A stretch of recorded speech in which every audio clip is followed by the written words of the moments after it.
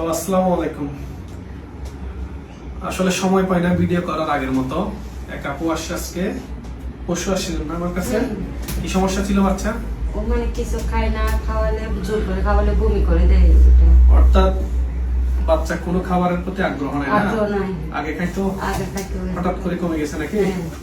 আসলে ওকে আমি general examination করে একটা মাত্র পরীক্ষা দিই, সেটি হচ্ছে সিবিসি। সিবিসি দেখেন কত, 9.7। কেমন?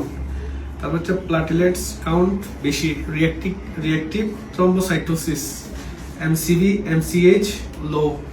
এটা অনেকটাই আয়রন ডেফিসিয়েন্সি অ্যানিমিয়া।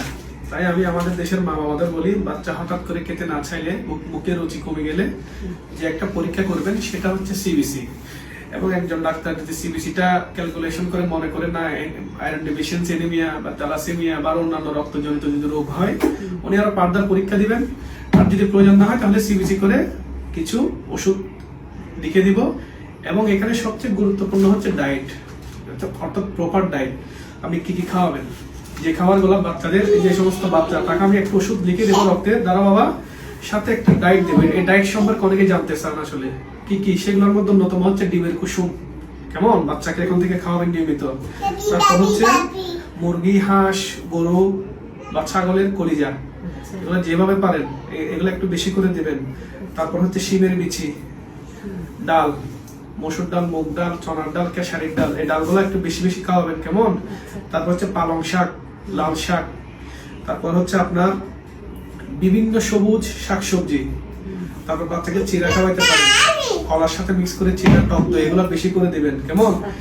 তারপর হচ্ছে এগুলো হচ্ছে কমন ডায়েট। আর যে খাবারগুলো এই সময় একটু আগামী 3 মাস একটু অ্যাভয়েড করবেন, গরুর দুধ, প্যাকেটজাত খাবার, সেরেলাক, ওটস, জাতীয় খাবার। কেমন? ধরো বাবা, এগুলো একটু কম দিবেন, কারণ এগুলা, এই খাবারগুলা, গরুর দুধের খাবারগুলা কি করে বাচ্চাকে আয়রন শোষণে বাধা দেয়। একটু 2-3 মাস কম দিবেন। তারপর হচ্ছে যে খাবারটা বেশি বেশি দিবেন, আরো ভিটামিন সি সমৃদ্ধ খাবার।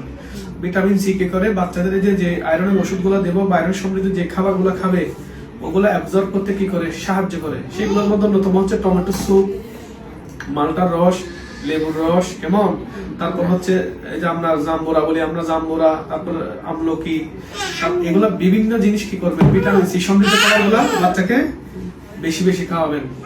আমরা ওষুধ দিলাম, তাহলে এটা আমরা মোটামুটি আয়রন ডেফিসিয়েন্সি অ্যানিমিয়া। কেমন? বাচ্চা যদি হঠাৎ করে খেতে না চায়, একটা সিবিসি টেস্ট করবেন এবং লোকাল যে কোনো একজন এমবিবিএস ডাক্তারকে কি করবেন, চেক করিয়ে নেবেন। তাহলে এটা হচ্ছে চিকিৎসা। আর বাচ্চাকে কৃমির ওষুধ দিচ্ছেন কতদিন? কৃমির ওষুধ খাইলে না, এই দিলাম আমি, এর আগে খাইলে না। আর নিয়মিত বাচ্চাকে অবশ্যই কৃমির ওষুধ দিবেন। এবং 2 মাস পর যদি বাচ্চার অবস্থার উন্নতি না দেখি বা ইয়ে না হয়, তখন আরো ফার্দার আমরা কি করবো, পরীক্ষা নিরীক্ষা যাবো। ঠিক আছে? সবাই ভালো থাকবেন, ধন্যবাদ।